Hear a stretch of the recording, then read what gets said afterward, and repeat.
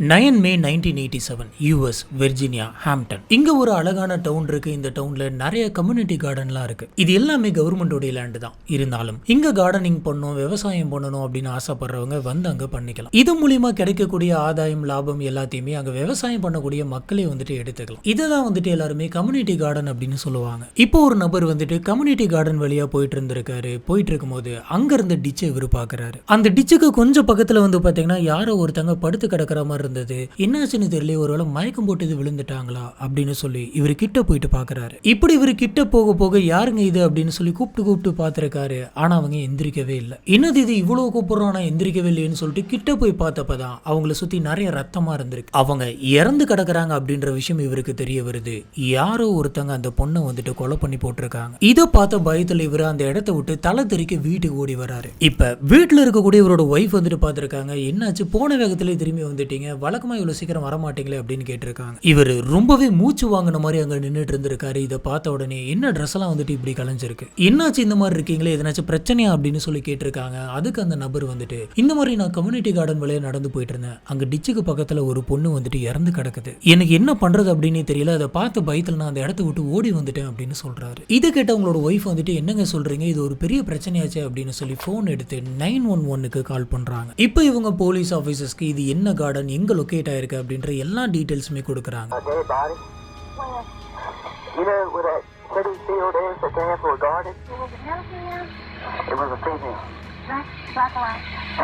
இப்படி பார்த்துட்டு தலை தெறிக்க ஓடி வந்து இந்த நபருடைய பேர் வந்து பாத்தீங்கன்னா ரொனால்டு. உடனே போலீஸ் ஆபீசர்ஸ் வந்துட்டு ரொனால்டோட வீட்டுக்கு போறாங்க. நீங்க தான் கால் பண்ணீங்களா, என்ன பிரச்சனை அப்படின்ற மாதிரிலாம் கேட்கறாங்க. என்ன நடந்ததுன்னு கேட்கறாங்க. அங்க நிறைய கம்யூனிட்டி கார்டன் இருக்கிறதுனால போலீஸ் ஆபீசர்ஸ் ரொனால்டே கூட்டிட்டு போயிட்டு எந்த இடம் எக்ஸாக்டா காட்டுங்க அப்படின்னு கேட்கறாங்க. இப்போ ரொனால்டு வந்துட்டு அந்த இடத்துக்கு கூட்டிட்டு போறாரு. அங்க இறந்து போய் கிடக்கிற அந்த பொண்ணுடைய சடலத்தை போலீஸ் ஆபீசர்ஸ் பாக்குறாங்க. இப்படி பார்த்தப்ப அந்த பொண்ணோட உடம்பு வந்துட்டு டிச்சில் இருந்து எடுத்து வெளில போட்ட மாதிரி இருந்தது. பொண்ணோட உடம்புல எக்கச்சக்கமான ரத்த காயங்கள்லாம் இருந்தது. அவங்களுடைய ட்ரெஸ் வந்து பாத்தீங்கன்னா கண்ணா பின்னான்னு கலைஞ்சிருந்தது. இதை பார்க்கும் போது யாராச்சும் ஒருத்தங்க இவங்க கிட்ட தவறா நடந்திருப்பாங்களோ அப்படின்ற சந்தேகமும் போலீஸ்க்கு வருது. போலீஸ் ஆபீசர்ஸ் கொஞ்சம் கூட யோசிக்காம உடனே அந்த சடலத்தை பிரேத பரிசோதனைக்கு அனுப்பி வைக்கிறாங்க. எடுத்த உடனே அந்த பொண்ணு யாரு என்ன அப்படின்னு சொல்லி போலீஸ் ஆபீசர்ஸ்னால கண்டுபிடிக்க முடியல. இதனால ஒரு டீம் அனுப்பி இந்த பொண்ணு யாருன்னு போய் கண்டுபிடிச்சிட்டு வாங்க அப்படின்னு சொல்றாங்க. சரி, இந்த கொலைக்கு எதனாச்சும் எவிடன்ஸ் கிடைக்குதா அப்படின்னு சொல்லி அந்த சடலம் கிடைச்ச அந்த இடத்தை சுத்தி இருக்கக்கூடிய எல்லா இடத்தையுமே தேடி பாக்குறாங்க. இந்த பொண்ணுடைய சடலம் கிடைச்ச அந்த இடத்துல இருந்து ஒரு 20 மீட்டர் தள்ளி அங்க ஒரு கார் ஒன்று நின்றுட்டு இருக்கு. ஃபர்ஸ்ட் அந்த கார் வந்துட்டு யாரோடது அப்படின்னு சொல்லி செக் பண்ணி பாக்குறாங்க. அப்படி செக் பண்ணதுல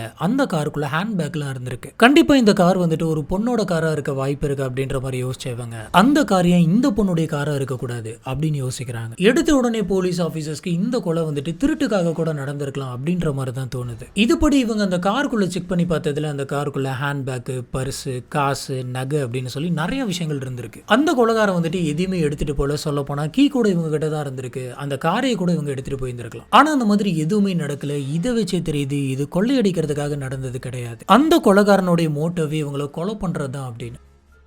இப்பதான் போலீஸ் ஆபீசர்ஸ் அந்த கார் கிட்ட ஏதோ ஒரு வித்தியாசமான ஸ்மெல் வருது நோட் பண்றாங்க. ஒருவேளை இது இந்த பொண்ணுடைய பர்ஃபியூமா கூட இருக்கலாம் அப்படின்ற மாதிரி யோசிக்கிறாங்க. ஆனா இந்த ஸ்மெல் வந்து பாத்தீங்கன்னா அந்த பொண்ணு மேல இருந்து வரல அப்படின்ற மாதிரியுமே உங்களுக்கு தோணுது. இப்ப அந்த இடத்த சர்ச் பண்ணி பார்த்ததுல அந்த இடத்துல நிறைய பொருள் வந்துட்டு அங்கங்க கொட்டி கிடந்திருக்கு. அதுல பிளாஸ்டிக் மாதிரி ஏதோ ஒரு சின்னதா ஒரு பொருள் வந்துட்டு உங்களுக்கு கிடைச்சிருக்கு. ஆனா இது என்ன பொருள், எதில இருந்து உடைஞ்சு விழுந்தது அப்படின்ற மாதிரி அவங்களுக்கு தெரியல. இருந்தாலும் அதையும் டெஸ்ட் பண்ணும் அப்படின்னு சொல்லி ஃபாரன்சிக் டிபார்ட்மெண்ட்டுக்கு அனுப்பி வைக்கிறாங்க. இந்த பொண்ணுடைய போட்டோகிராஃப்ஸ் எல்லாம் வெளியிட்டு இந்த பொண்ணு யாரா இருக்கும் அப்படின்னு சொல்லி செக் பண்ணி பார்த்ததுல போலீஸ் ஆபீசர்ஸ்க்கு இந்த பொண்ணுடைய பேர் வந்துட்டு டிபி அப்படின்னு தெரியுது. இவங்களுக்கு 31 வயசாகுது. இவங்க ஒரு ரேடியோ ஸ்டேஷன்ல ஆர்ஜேவா இருக்காங்க. யார் இந்த டிபி, யார் இவங்களை கொலை பண்ணா, கடைசியா அன்னைக்கு என்ன நடந்தது? ஹலோ ஃப்ரெண்ட்ஸ், நான் உங்க Sami. Welcome to the spot.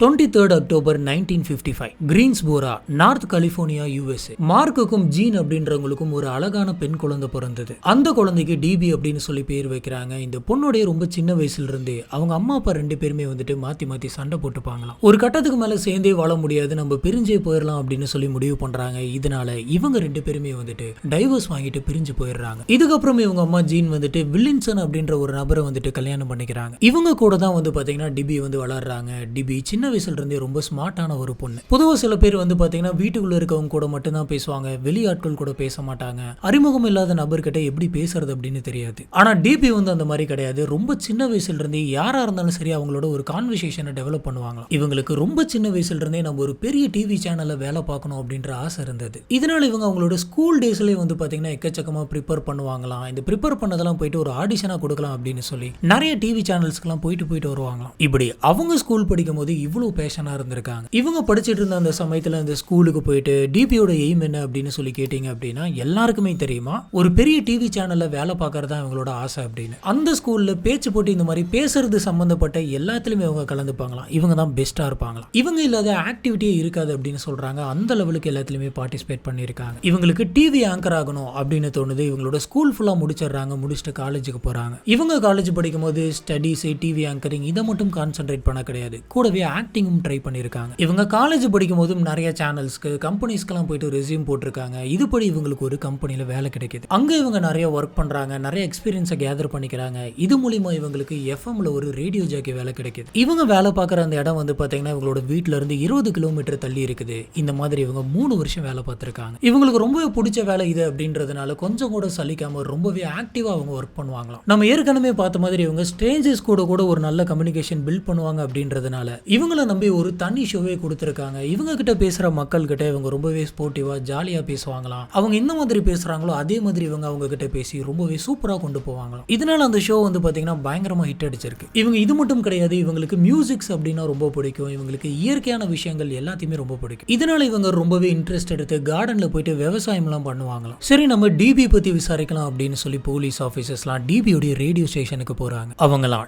DP வந்துட்டு ரொம்ப போல்டான பொண்ணு, யாரா இருந்தாலுமே டைரக்டா ஃபேஸ் பண்ணுவா. எங்களோட ஸ்டேஷன்லயே வந்துட்டு டிபி தான் வந்துட்டு ஒரு பெஸ்டான பர்சன், சூப்பரா ஒர்க் பண்ணுவாங்க. டிபிக்கு எதிரிங்க அப்படின்னு சொல்லி யாருமே கிடையாது. இங்க இருக்கிற எல்லாருமே டிபிக்கு ஃப்ரெண்ட்ஸ் தான். இந்த சமயம் அங்க இருக்கிறவங்கலாம் டிபிக்கு பாய் ஃப்ரெண்ட் ஒருத்தங்க இருக்கிறாங்க. எப்பயுமே டிபி வந்துட்டு அவங்க பாய் ஃப்ரெண்ட் கூட தான் இருப்பாங்க. அந்த அளவுக்கு 2 பேருமே க்ளோஸ் அப்படின்னு சொல்றாங்க. உடனடியா போலீஸ் ஆபீசர்ஸ் அந்த பாய் ஃப்ரெண்ட் இப்ப எங்க இருக்காருன்னு கேக்குறாங்க. டிபியோட பாய் ஃப்ரெண்ட் பேர் வந்து பாத்தீங்கன்னா வில்லியமும் அதே ஸ்டேஷன்ல தான் ஒர்க் பண்ணிட்டு இருக்காரு. இப்ப வில்லியம் எங்க அப்படின்னு சொல்லி போலீஸ் ஆபீசர்ஸ் கேக்குறாங்க. அதுக்கு அந்த ஸ்டேஷன்ல இருந்தவங்க வில்லியம் வந்துட்டு இன்னைக்கு லீவ் அப்படின்னு சொல்றாங்க. உடனே போலீஸ் ஆபீசர்ஸ் வில்லியமுடைய நம்பரை வாங்கி வில்லியம்க்கு கால் பண்றாங்க. ஆனா வில்லியம் வந்துட்டு காலை எடுக்கல. இதுக்கப்புறமா போலீஸ் ஆபீசர்ஸ் அந்த ஸ்டேஷன்லயே வந்துட்டு வில்லியமுடைய வீட்டு அட்ரஸை வாங்கிக்கிறாங்க. இது எல்லாமே எப்படி நடக்குது அப்படின்னு பாத்தீங்கன்னா டக்குன்னு நடக்குது. பாடி கிடைக்குது. உடனே இவங்க ஸ்டேஷன் போறாங்க. அங்க போயிட்டு விசாரிக்கிறாங்க, அட்ரஸை வாங்குறாங்க. இப்ப வில்லியமோட வீட்டுக்கு போலீஸ் ஆபீசர்ஸ் போய் பார்த்தப்ப அங்க வில்லியம் இல்ல, வீடு வந்துட்டு பூட்டி இருந்தது. இப்ப வில்லியமே வந்துட்டு போலீஸ் ஆபீசர்ஸ்க்கு கால் பண்றாரு. போலீஸ் ஆபீசர்ஸ் அந்த போன் எடுத்து இதுக்கு முன்னாடி நாங்க பண்ண காலை ஏன் எடுக்கல அப்படின்னு கேக்குறாங்க. அதுக்கு வில்லியம் வந்துட்டு நான் டிரைவிங்ல இருந்தேன், அதனாலதான் எடுக்கல அப்படின்ற மாதிரி சொல்றாரு. நாங்க போலீஸ் ஆபீசர்ஸ் பேசுறோம், நீங்க உடனடியா பக்கத்தில் இருக்கக்கூடிய இந்த ஸ்டேஷனுக்கு வாங்க அப்படின்னு சொல்லிட்டு அந்த போனை கட் பண்ணிருக்காங்க. என்ன எதுனே தெரியாம ஒண்ணுமே புரியாம பதறி போயிட்டு வில்லியம் வந்துட்டு அடுத்த கொஞ்ச நேரத்திலே போலீஸ் ஸ்டேஷனுக்கு வந்திருக்காரு. போலீஸ் ஆபீசர்ஸ்க்கு வில்லியம் மேல ஒரு சந்தேகம் இருந்தது. அன்னைக்கு போன் எடுக்காதது, வீட்டுல இல்லாதது, அன்னைக்கு லீவ் போட்டது, இந்த மாதிரி நிறைய இருந்தது. இப்ப வில்லியம் போலீஸ் ஆபீசர்ஸ் கிட்ட என்னாச்சு சார், ஏன் இப்படி வர சொன்னீங்க அப்படின்னு கேக்குறாங்க. அதுக்கு போலீஸ் ஆபீசர்ஸ் என்ன இப்படி பதறி போய் வந்திருக்கீங்க, ஒருவேளை எதனாச்சும் தப்பு பண்ணிருப்பீங்களோ அப்படின்ற மாதிரி கேக்குறாங்க. அதுக்கு அவர் இல்ல சார், நீங்க திடீர்னு ஃபோன் பண்ணி கூப்பிட்டீங்க, என்ன பிரச்சனைன்னு தெரியல, சரி வந்துடலாம் அப்படின்ட்டு தான் வேகனா ஓடி வந்தேன் அப்படின்னு சொல்றாரு. இப்போ போலீஸ் ஆபீசர்ஸ் வில்லியம்ஸ் உட்கார வச்சு உங்களுக்கு டிபிஏ தெரியுமா அப்படின்னு கேட்க, நல்லாவே தெரியும் சார், நான் தான் உங்களோட பாய் ஃப்ரெண்ட் அப்படின்னு சொல்லியிருக்காரு. ஏன் சார் எதுவும் பிரச்சனையா அப்படின்னு கேட்கிறாரு. சரி சொல்லுங்க, உங்களுக்கு டிபிஏ பத்தி எல்லாம் தெரியும்ல, இப்போ டிபி எங்க இருக்காங்க அப்படின்னு கேட்கிறாங்க. அதுக்கு அவரு ரொம்பவே நார்மலா, இது ஈவினிங் டைம் சார், வழக்கமா டிபி வந்துட்டு இப்ப வீட்டுல தான் இருப்பாங்க அப்படின்னு சொல்றாரு. இந்த மாதிரி இவங்க பல கேள்விகள் கேட்டிருக்காங்க. அதுக்கு அவர் சொன்ன பதில்கள்லாம் வச்சு பார்க்கும் போதே டிபி இறந்து போயிட்டாங்க அப்படின்ற விஷயம் வந்துட்டு இன்னுமே அவங்களோட லவ்வருக்கு தெரியல அப்படின்னு தெரியுது. இப்ப போலீஸ் ஆபீசர்ஸ் வந்துட்டு வில்லியம் கிட்ட நீங்க எங்க இருந்தீங்க, என்னெல்லாம் பண்ணிட்டு இருந்தீங்க அப்படின்ற டீடைல் எல்லாத்தையுமே கேட்டிருக்காங்க. இந்த மாதிரியான கேள்விகள் வந்துட்டு வில்லியம் கிட்ட மட்டும் கேட்க கிடையாது, இவர் சொல்றதெல்லாம் உண்மையா அப்படின்னு சொல்லி அந்த சமயத்துல அங்க இருந்த அவங்களோட ஃப்ரெண்ட்ஸ், சுத்தி இருந்தவங்க எல்லாத்தையுமே கிராஸ் செக் பண்ணிருக்காங்க. இப்படி கிராஸ் செக் பண்ணதுல அன்னைக்கு ஃபுல்லா அவர் என்னென்ன பண்ணாரு அப்படின்ற கம்ப்ளீட் டீடைல் தெரிஞ்சிருக்கு. எல்லா டைமே இவர் கூட ஆட்கள் இருந்திருக்காங்க. இவர் கம்யூனிட்டி கார்டனுக்கு அன்னைக்கு போயிருக்கிறதுக்கு வாய்ப்பே இல்லை அப்படின்னு தெரியுது. இதனால போலீஸ் ஆபீசர்ஸ்க்கு இவர் இந்த கொலையை பண்ணிருக்கிறதுக்கு 100% வாய்ப்பு இல்லை அப்படின்றத புரிஞ்சுக்கிறாங்க. இப்படியே போயிட்டு இருக்கப்ப ஒரு கட்டத்துல வில்லியம் வந்துட்டு என்ன சார் பிரச்சனை, என்னாச்சு, ஏன் என்ன இப்படி உட்கார வச்சிருக்கீங்க அப்படின்ற மாதிரி கேட்கிறாரு. அதுக்கு போலீஸ் ஆபீசர்ஸ் டிபி வந்துட்டு இறந்துட்டாங்க, கம்யூனிட்டி கார்டன்ல அவங்க வந்துட்டு இறந்து போய் சடலமா கிடந்தாங்க அப்படின்ற இந்த விஷயத்த சொல்றாங்க. இதை கேட்டு வில்லியம் வந்துட்டு சார் அந்த மாதிரி நடந்திருக்க வாய்ப்பே இல்லை, என்ன பிரச்சனை அப்படின்ற மாதிரி கேட்டு பயங்கரமா கதறி கதறி அழுகிறாரு. எங்க 2 பேருக்குள்ள அடிக்கடி சண்டை வரும், ஆனா அந்த சண்டை எல்லாமே கொஞ்ச நேரத்துல போயிடும். கடைசியில எங்களுக்குள்ள லவ் மட்டும் தான் மிஞ்சம். நாங்க 2 பேருமே சேர்ந்து ரொம்ப தூரம் போகணும், வாழ்க்கையில கடைசி வரைக்கும் ஒன்னா இருக்கணும்னு நிறைய ஆசைப்பட்டோம். ஆனா இப்படி எதுவுமே நடக்காம போயிருச்சு அப்படின்னு சொல்லி ஒரு போலீஸ் ஸ்டேஷன்ல கதறி கதறி அழுதுருக்காரு. இப்போ போலீஸ் ஆபீசர் வில்லியம் சரி நீங்க போலாம் அப்படின்னு சொல்லிடுறாங்க. என்னதான் போலீஸ் ஆபீசர் வில்லியம் போக சொன்னாலும் வில்லியம் மேல போலீஸ் ஆபீசர்ஸ்க்கு சந்தேகம் இருக்கு. இதுக்கிடையில போலீஸ் ஆபீசர்ஸ் வில்லியம் ஒரு வாட்டி மீட் பண்ணி டிபிக்கு எதிரிங்க அப்படின்னு சொல்லி யாராச்சும் இருக்காங்களா அப்படின்னு கேட்கறாங்க. அதுக்கு வில்லியம் வந்துட்டு அந்த மாதிரி இருக்க வாய்ப்பே கிடையாது, எல்லார்த்திட்டையுமே ரொம்ப கேஷுவலா பேசுவா, ரொம்பவே நார்மலா தான் இருப்பா, எல்லாருமே இவளுக்கு ஃப்ரெண்ட்ஸ் மட்டும் தான் அப்படின்ற மாதிரி சொல்றாரு. போலீஸ் ஆபீசர்ஸ் நல்லா யோசிச்சு பாருங்க, உங்களுக்கு அந்த மாதிரி எதனாச்சும் தோணுச்சு அப்படின்னு சொன்னா கண்டிப்பா எங்களுக்கு கால் பண்ணி சொல்லுங்க அப்படின்னு சொல்லிட்டு அந்த இடத்த விட்டு கிளம்புறாங்க. இப்ப வில்லியம் வந்துட்டு வீட்டுல இந்த விஷயத்தை பத்தி நிறைய யோசிச்சு பாக்குறாரு. யோசிச்சு பார்த்தப்ப திடீர்னு ஒரு விஷயம் அவருக்கு ஸ்ட்ரைக் ஆகுது. உடனே வில்லியம் போலீஸ் ஆபீசர்ஸ்க்கு கால் பண்ணி சார் எனக்கு ஒரு விஷயம் இப்பதான் ரீகால் ஆச்சு, எனக்கு ஒரு இன்சிடென்ட் மேல டவுட்டா இருக்கு, அதை பத்தி நான் உங்ககிட்ட சொல்றேன் அப்படின்னு சொல்றாரு. போலீஸ் ஆபீசர்ஸும் என்ன விஷயம்னு சொல்லுங்க அப்படின்னு சொல்லி கேட்க வில்லியம் என்ன சொல்றாரு அப்படின்னு பாத்தீங்கன்னா ஒரு தடவை எங்க ரேடியோ ஸ்டேஷனோட கேன்டீன்ல டிபி வந்துட்டு ரொம்பவே சோகமா அப்செட்டா உட்கார்ந்திருந்தா. நானும் என்னாச்சுன்னு தெரியல, வீட்டுல எதனாச்சும் ப்ராப்ளமா இருக்குமா அப்படின்ற மாதிரி கேட்டேன். அதுக்கு அந்த மாதிரிலாம் எதுவும் இல்லை அப்படின்னு சொன்னோம். ஸ்டார்டிங்ல டிபி வந்துட்டு எந்த ஒரு விஷயத்தையும் சொல்ல, ஆனா அப்செட்டாவே இருந்தா. எனக்கு டிபி அதே மாதிரி இருந்தது பிடிக்கல, சரி என்னாச்சுன்னு சொன்னாதானே தெரியும் அப்படின்னு சொல்லி திரும்ப திரும்ப கேட்க இன்னைக்கு ரேடியோ ஸ்டேஷனுக்கு மனநலம் பாதிக்கப்பட்ட ஒரு நபர் வந்துட்டு வந்தாரு. அந்த நபர் என்னை பார்த்து பயங்கரமா முறைச்சாரு, நான் உன்கிட்ட தப்பா நடந்துக்க போறேன், உன்னை கொலை பண்ண போறேன் அப்படின்னு சொல்லி எனக்கு நேர் எதிரில் நின்று சொன்னாரு. அது கேட்ட உடனே எனக்கு ரொம்ப பயமாயிருச்சு அப்படின்னு சொன்னான். நானும் இதெல்லாம் வந்துட்டு ஒரு பெரிய விஷயம் கிடையாது, இதுக்கெல்லாம் அப்செட் ஆகாத, அவரே கொஞ்சம் மனநல பாதிக்கப்பட்டிருக்காரு, நீ ஏன் இவ்வளவு ஃபீல் பண்ற அப்படின்ற மாதிரி சொல்லி சமாதானப்படுத்தினேன். ஆனா இந்த இன்சிடென்ட் வந்துட்டு எனக்கு ஒரு பெரிய விஷயமாவே தோணல, அதனாலதான் இதை பத்தி நான் வெளியில உங்ககிட்ட சொல்லல, ஆனா நீங்க எல்லா சின்ன டீட்டெயிலையும் சொல்லு அப்படின்னு கேட்டதுனால திடீர்னு எனக்கு இதுதான் ஸ்ட்ரைக் ஆச்சு அப்படின்னு சொல்றாரு. உடனடியாக போலீஸ் ஆஃபீஸர்ஸ் அந்த நபர் யாரு, ஸ்டேஷனுக்கு அன்னைக்கு யார் வந்தா அப்படின்ற எல்லாத்தையுமே வந்துட்டு விசாரிக்கிறாங்க. ஆனா அந்த நபர் யார் அப்படின்றத போலீஸ் ஆஃபீஸர்ஸ்னால கண்டுபிடிக்கவே முடியல. இது ஒரு பக்கம் போயிட்டு இருக்கு, இன்னொரு பக்கம் போலீஸ் ஆஃபீஸர்ஸ் கொலை நடந்த அந்த இடத்துல வேற என்னென்ன தடையெல்லாம் கிடைச்சது அப்படின்ற எல்லாத்தையுமே டெஸ்ட் பண்ணிட்டு இருக்காங்க. இப்படி அவங்க செக் பண்ணியிருந்த அந்த சமயத்துல இவங்களுக்கு இரும்பு மாதிரி ஒரு பொருள் கிடைச்சிருக்கும், அதாவது மண்ணெல்லாம் தோண்டி மூடி வைக்கிற மம்முட்டி மாதிரி எது இருக்கும், அது நீட்டமா ராட் மாதிரி இருக்கக்கூடிய ஒரு எக்யூப்மெண்ட். அந்த எக்யூப்மெண்ட்டை செக் பண்ணி பார்த்தப்ப அதுல சில ரத்த கரைகள்லாம் இருந்திருக்கு. போலீஸ் ஆஃபீஸர்ஸ் அதை ஃபாரன்சிக் டீமுக்கு அனுப்பி வச்சிருந்திருப்பாங்க. அந்த பிளட் வந்துட்டு யாரோடது அப்படின்னு சொல்லி டெஸ்ட் பண்ணிருப்பாங்க. இப்படி டெஸ்ட் பண்ணதுல அதில் இருந்த அந்த ரத்தம் வந்து பாத்தீங்கன்னா டிபியோட தான் அப்படின்னு சொல்லி 100% மேட்ச் ஆகுது. இந்த நேரம் தான் வந்து பாத்தீங்கன்னா டிபியோடைய பிரேத பரிசோதனை ரிப்போர்ட் வருது. இதுபடி டிபி வந்துட்டு எக்ஸாக்டா மதியான நேரம் தான் இறந்து போயிருக்காங்க அப்படின்னு தெரியுது. இதுபடி அவங்களோட தலையில பலமா அடிப்பட்டு அவங்களோட தலையில எலும்பே தெரிய ஆரம்பிச்சிருக்கு, அதாவது மண்டோடைய வந்துட்டு வெளியில தெரிஞ்சிருக்கு, அந்த லெவலுக்கு அடிச்சிருக்காங்க. இதனால இவங்களுக்கு நிறைய ரத்தம் வந்துட்டு லாஸ் ஆயிருக்கு. ஆனா இவங்க இதனால இறந்து போல. இவங்களோட லங்ஸ்ல வந்து பாத்தீங்கன்னா நிறைய தண்ணி இருந்திருக்கு. இதை வச்சு பாக்குறப்ப இவங்க மூழ்கி இறந்திருக்கணும் அப்படின்னு தெரியுது. அப்படின்னா அந்த கம்யூனிட்டி கார்டனுக்கு பக்கத்துல இருந்த அந்த டிச்சில வந்துட்டு இவங்க முங்கி அங்க மூச்சு திணறி இறந்து மேல வந்திருக்கணும், அதாவது கொலகாரம் வந்துட்டு இழுத்து மேல போட்டிருக்கணும். அது மட்டும் இல்லாம இவங்க கிட்ட அந்த கொலகாரம் வந்துட்டு தவறா நடந்திருக்கான் அப்படின்ற விஷயமும் தெரிய வருது. டிபியோட உடம்புல இருக்கக்கூடிய ஸ்கிராச்சஸ், இவங்களோட காயங்கள், இவங்க ட்ரெஸ் கிழிஞ்சிருக்க விதம், இதெல்லாம் வச்சு பாக்குறப்ப இவங்க கிட்ட தவறா நடந்துக்கு வந்து அந்த நபர் கூட இவங்க பயங்கரமா போராடி இருக்காங்க அப்படின்னு தெரியுது. இவங்களோட உடம்புக்குள்ள கொலகாரனுடைய டிஎன்ஏ சாம்பிள் எதுவும் கிடைச்சிருக்கா அப்படின்னு சொல்லி டெஸ்ட் பண்ணி பாக்குறாங்க. ஆனா அந்த மாதிரி எதுவுமே கிடைக்கல. இது மூலமா இவங்க கிட்ட அந்த நபர் வந்துட்டு தப்பா நடந்துக்க முயற்சி பண்ணிருக்கான், ஆனா இவங்க கடைசி வரைக்குமே அதுக்கு அலோவ் பண்ணல. லாஸ்ட் வரை இவங்க வந்துட்டு போராடி இருக்காங்க. இதனால கடுப்பாயிட்டு கூட அவன் கொலை பண்ணிருக்கலாம் அப்படின்ற மாதிரி போலீஸ் ஒரு கன்க்ளூஷனுக்கு வராங்க. இப்போ இந்த கேஸ் வந்து பாத்தீங்கன்னா ஆரம்பிச்ச இடத்துல வந்து நிக்குது. டிபிக்கு எதிரிங்கன்னு யாரும் இல்ல, அங்க கிடந்த பொருட்கள்ல எந்த விதமான ஃபிங்கர் பிரிண்ட்டுமே கிடைக்கல. இது வச்சு பாக்குறப்ப அந்த கொலைகாரன் வந்துட்டு கிளவுஸ் கூட போட்டிருக்கலாம் அப்படின்னு தெரியுது. ஒருவேளை இது ஒரு தொடர் கொலையாளியுடைய வேலையா இருக்குமா அப்படின்ற கோணத்திலையும் போலீஸ் ஆபீசர்ஸ் வந்துட்டு விசாரிச்சாங்க. இவங்களோட கொலை வந்துட்டு எந்த மாதிரியான பேட்டர்ன்ல நடந்திருக்கு, இந்த மாதிரியான ஒரு பேட்டர்ன்ல இதுக்கு முன்னாடி எதனாச்சும் கொலை நடந்திருக்கா, இந்த ஏரியாவில் யார் யாரெல்லாம் தொடர் கொலையாளிங்க அப்படின்ற மாதிரி பயங்கரமா சர்ச் பண்ணியிருக்காங்க. ஆனா எதுவுமே டிபி வந்துட்டு இறந்து போன அந்த பேட்டர்ன் கூட மேட்ச் ஆகல. இப்போ இந்த கேஸை அடுத்த கட்டத்துக்கு நகர்த்தி கொண்டு போறதுக்கு எந்த ஒரு லீடுமே இல்லை. இப்போதான் போலீஸ் ஆஃபீஸர்ஸ்க்கு ஒரு ஐடியா வருது, நம்ம ஏன் மோப்பனா யூஸ் பண்ணக்கூடாது, அது மூலியமா நம்மளுக்கு எதனாச்சும் தடயம் கிடைக்க வாய்ப்பு இருக்கும்ல அப்படின்ற மாதிரி இவங்க யோசிச்சு அதுக்கப்புறம் ரோட்டி அப்படின்ற ஒரு சர்வீஸ் டாக் வந்து இந்த கேஸ்ல இன்சார்ஜ் எடுக்குது. இது ஒரு ஜெர்மன் சப்போர்ட், கிட்டத்தட்ட 40 மடங்கு அதிக மோப்ப சக்தி இதுக்கு இருக்கு அப்படின்னு சொல்றாங்க. வச்சிருக்காங்க. ஃபர்ஸ்ட் ரோட்டியை கூட்டிட்டு அந்த இடத்துல இருக்கக்கூடிய வெப்பனெல்லாம் வந்துட்டு மோப்பம் பிடிக்க வச்சிருக்காங்க. அதுக்கப்புறமா டிபியோடைய காரை மோப்பம் பிடிக்க வச்சிருக்காங்க. அது அந்த இடத்துல வந்துட்டு மாத்தி மாத்தி சுத்திக்கிட்டே இருந்திருக்கு. போலீஸ் ஆபீசர்ஸ் வந்துட்டு ரோட்டியை களத்துல இறக்கி வரதுக்கு இன்னொரு காரணமும் இருக்கு. ஏன்னா ஆரம்பத்துல இந்த இடத்தெல்லாம் வந்துட்டு இவங்களுக்கு ஏதோ ஒரு வித்தியாசமான சென்டோடைய வாசம் வர மாதிரி இருந்தது. ஆனா அது என்னன்னு சொல்லிட்டு போலீஸ் ஆபீசர்ஸ்னால கண்டுபிடிக்க முடியல. இப்ப ரோட்டி என்ன பண்ணுது அப்படின்னு பாத்தீங்கன்னா இருக்கிற ஒரு இடம் விடாம எல்லா இடத்தையுமே தேடிக்கிட்டு இருக்கு. இந்த விஷயத்தை இந்த கேஸ்ல என்ன நடக்குது அப்படின்றத அங்க கும்பலா நின்னுட்டு இருந்த நிறைய பேர் வந்துட்டு பாத்தீங்கன்னா நோட் பண்ணிட்டு இருக்காங்க. இப்படி எல்லா விஷயத்தையுமே மோப்பம் பிடிச்ச ரோட்டி வந்துட்டு ஸ்ட்ரெயிட்டா அந்த கும்பலுக்குள்ள போகுது. அந்த கும்பலுக்குள்ள அழுக்கு டி-ஷர்ட் ட்ரெஸ் போட்டுட்டு இருந்த ஒரு நபருடைய கால்கிட்டே போய் நின்று இவன் தான் அப்படின்ற மாதிரி சிக்னல் கொடுத்திருக்கு. அந்த நபர் ரோட்டி வந்துட்டு தன்னை கிட்ட நிக்கும் போது போ போ தூர போ அப்படின்ற மாதிரி விரட்டி விட்டுட்டு இருந்திருக்காரு. இந்த விஷயத்தை போலீஸ் ஆபீசர்ஸ் நோட் பண்றாங்க. உடனடியா போயிட்டு அந்த நபரை அப்ரோச் பண்றாங்க. இப்ப யார் இந்த நபர் அப்படின்னு சொல்லி பார்த்த போலீஸ் ஆபீசர்ஸ்க்கு பயங்கரமான ஷாக் ஒன்று காத்துட்டு இருந்தது. ஏன்னா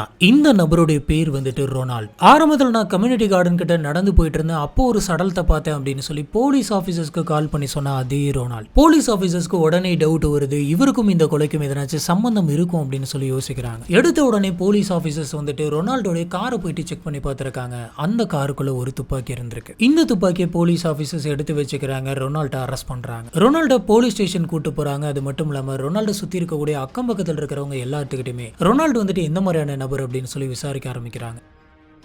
ரொனால்டுக்கு 21 வயசு ஆகுது. இவருக்கு கல்யாணம் ஆயிருக்கு. இவர் வந்துட்டு சட்டுன்னு கோவப்படக்கூடிய ஒரு நபர் அப்படின்னு சொல்றாங்க. சுத்தி இருக்கிறவங்க எல்லாருமே ரொனால்டு வந்துட்டு ஒரு ஷார்ட் டெம்பர் அப்படின்ற மாதிரி சொல்றாங்க. அது மட்டும் இல்லாம ரொனால்டு வந்துட்டு ரொம்ப திமிரு பிடிச்ச ஒரு நபர் அப்படின்னு, இவரோட வேலையே போயிட்டு மீன் பிடிக்கிறது, அதுக்கப்புறம் பறக்கக்கூடிய பறவைங்கள்லாம் வந்துட்டு வேட்டையாடுறது தான் அப்படின்னு சொல்றாங்க. இப்போ போலீஸ் ஆபீசர்ஸ் ரொனால்டு கிட்ட நீங்க டிபி இதுக்கு முன்னாடி பாத்திருக்கீங்களா அப்படின்னு கேட்கறாங்க. அதுக்கு ரொனால்டு வந்துட்டு இல்ல நான் டிபியை பார்த்ததே கிடையாது. அன்னைக்கு நான் போயிட்டு இருந்தப்ப அவங்க சடலமா கிடந்தாங்க. அப்பதான் நான் முதல் முறையா அவங்கள பாக்குறேன் அப்படின்னு சொல்றாரு. எனக்கு வேற எதுவுமே தெரியாது, இது மட்டும் தான் தெரியும் அப்படின்னு சொல்லி திரும்ப சொன்னதே சொல்லிட்டு இருந்திருக்காரு. இப்போ போலீஸ் ஆபீசர்ஸ்க்கு ஒரு விஷயம் ரொம்ப கிளியரா புரியுது. இவர்கிட்ட விசாரிச்சோம் அப்படின்னு சொன்னா நம்மளுக்கு ஒண்ணுமே கிடைக்க போறது இல்லை அப்படின்னு. இதனால போலீஸ் ஆபீசர்ஸ் ரொனால்டோட வீட்டை போயிட்டு செக் பண்ணி பார்க்கலாம், வீட்டுல எதனாச்சும் கிடைக்க வாய்ப்பு இருக்கு அப்படின்னு பாக்குறாங்க. இப்படி இவங்க செக் பண்ண போனப்ப ரொனால்டோட வைஃப் வந்துட்டு போலீஸ் ஆபீசர்ஸை பார்த்து யார் நீங்க அப்படின்னு கேட்கறாங்க. நாங்களாம் போலீஸ் ஆபீசர்ஸ் அப்படின்னு சொல்றாங்க. போலீஸ் ஆபீசர்ஸும் நடந்தது எல்லாத்தையுமே சொல்லிட்டு எங்களுக்கு இந்த மாதிரி ஒரு சந்தேகம் இருக்கு, நாங்க இந்த வீட்டை செக் பண்ணணும் அப்படின்னு கேட்கறாங்க. அவங்களும் சரி அப்படின்னு சொல்ல வீட்டுல ஒரு இடம் விடாம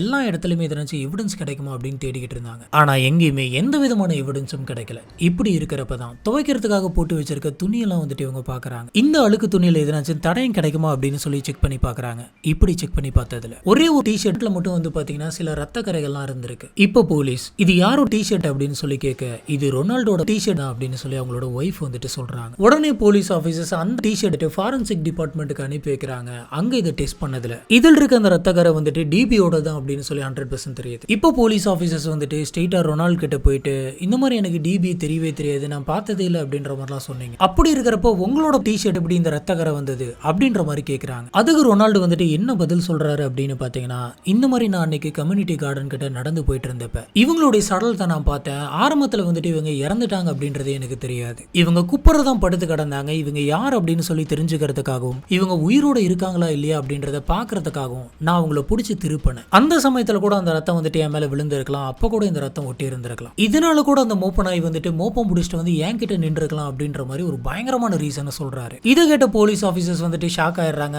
ஆமா இதை மட்டும் இவர் போயிட்டு கரெக்டா கோர்ட்ல சொன்னாரு அப்படின்னா கண்டிப்பா இவருக்கு தண்டனை கொடுக்க மாட்டாங்க, இவரை வெளியில அனுப்பிடுவாங்க. ஏன்னா அந்த லெவலுக்கு இந்த ரீசன் வந்து பாத்தீங்கன்னா அவ்வளவு லாஜிக்கா இருக்கு. அப்படின்னா கோர்ட்ல இவர் தான் கொலை பண்ணாரு அப்படின்னு சொல்றதுக்கு ஒரு ஸ்ட்ராங்கான எவிடன்ஸ் வேணும் அப்படின்னு இவங்களுக்கு தோணுது. இப்போ போலீஸ் ஆபீசர்ஸ்க்கு என்ன சந்தேகம் வருது அப்படின்னு பாத்தீங்கன்னா ரொனால்டோட டி-ஷர்ட்ல வந்துட்டு ரத்தம் தெரிச்ச மாதிரி இருந்திருக்கு. இது குப்பர கிடக்கிற ஒருத்தரை பிடிச்சி திருப்பி விட்ட மாதிரி இல்ல, அதனால ஏற்பட்ட ரத்தம் மாதிரி இல்ல. இவங்க கிட்ட போய் நின்னப்ப அவங்க மேல இருந்த ரத்தம் வந்துட்டு இவர் மேல ஒட்டின மாதிரியும் இல்ல. இந்த ரத்தம் வந்துட்டு தெரிச்ச மாதிரி இருந்திருக்கு. முதல்ல கொலை பண்றதுக்காக என்ன வெப்பனை யூஸ் பண்ணாங்க அப்படின்ற விஷயத்த நம்ம தெரிஞ்சுக்கணும். இதை பத்தி தெரிஞ்சுக்கிட்டோம் அப்படின்னு சொன்னா இந்த கேஸை சால்வ் பண்றதுக்கான ஒரு வாய்ப்பு இருக்கு அப்படின்னு சொல்றாங்க. இப்படி இன்வெஸ்டிகேஷன் போயிட்டு இருந்த இந்த சமயத்துல தான் வந்து பாத்தீங்கன்னா ரொனால்டோடைய காருக்குள்ள இருந்து கிடைச்ச அந்த ரைபிள் துப்பாக்கியை பத்தி இவங்களுக்கு ஞாபகம் வருது. மறுபடியும் போலீஸ் ஆபீசர்ஸ் அந்த ரைபிள் துப்பாக்கி எடுத்து பாக்குறாங்க. அதுக்கு பின்னாடி சின்னதா டேமேஜ் ஆன மாதிரி இருக்கு. கூடவே அந்த தோட்டாக்கெல்லாம் போட்டு வைக்கக்கூடிய அந்த கேஸையும் பாக்குறாங்க. அந்த கேஸுமே வந்து பாத்தீங்கன்னா கொஞ்சம் டேமேஜ் ஆயிருக்கு. இப்போ போலீஸ் ஆபீசர்ஸ் இதை எங்க கொண்டு போயிட்டு கனெக்ட் பண்றாங்க அப்படின்னு பாத்தீங்கன்னா ஆரம்பத்துல இந்த சடலம் கிடைச்ச அந்த இடத்துக்கு பக்கத்துல பிளாஸ்டிக் மாதிரி சின்னதா ஒரு பொருள் கிடைச்சிருக்கு. அந்த பொருள் எடுத்துட்டு வந்து இந்த ரைபிள் கூட வச்சு மேட்ச் பண்ணி பாக்குறாங்க.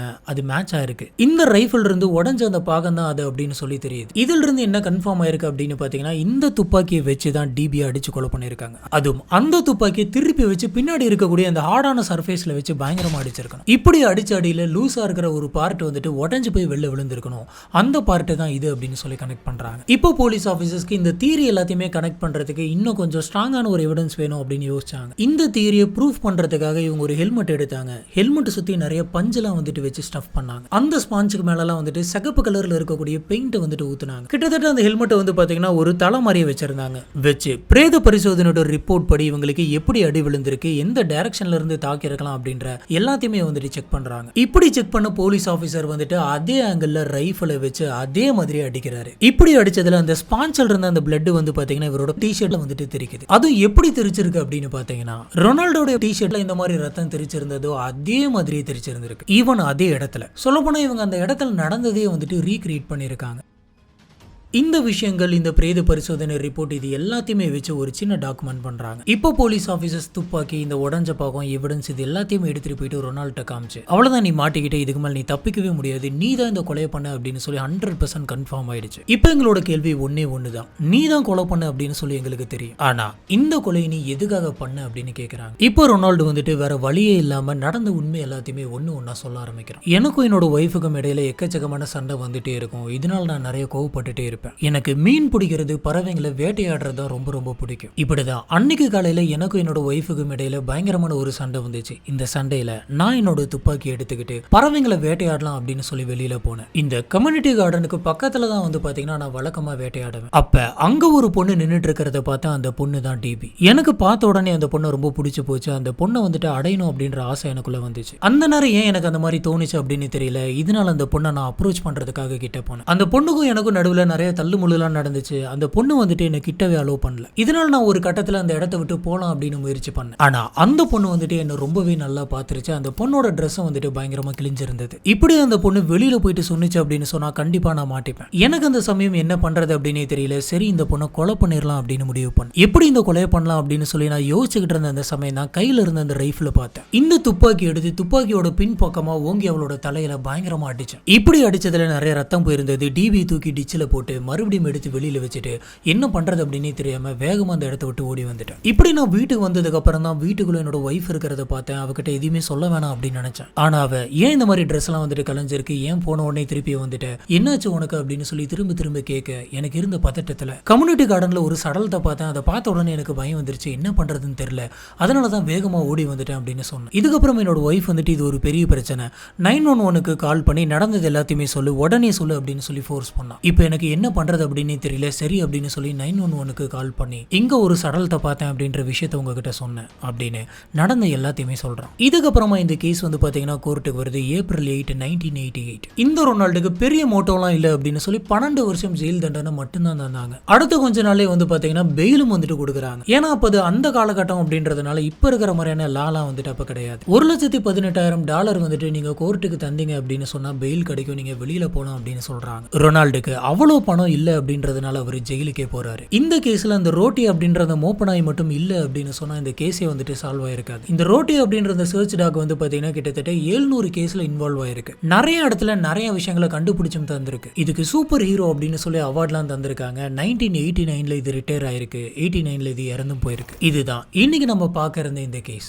இந்த கேஸை பொறுத்த வரைக்கும் இது எதனால நடந்துச்சு அப்படின்ற மாதிரி எதுவுமே கிடையாது. தப்பு எல்லாமே ரொனால்ட் மேலதான். எந்த ஒரு தப்புமே பண்ணாம ரொம்பவே சூப்பரா அவங்களோட வாழ்க்கை வாழ்ந்துட்டு இருந்த டிபிக்கு கொஞ்சம் கூட சம்பந்தமே இல்லாத ஒரு விஷயத்தினால உயிரே போயிருக்கு. இந்த கேஸை பத்தி உங்களுக்கு என்ன தோணுது அப்படிங்கறத கீழே இருக்கக்கூடிய கமெண்ட் பாக்ஸ்ல மறக்காம ஸ்பாட் பண்ணுங்க. நம்ம அங்க வச்சு இதை பத்தி டிஸ்கஸ் பண்ணுவோம்.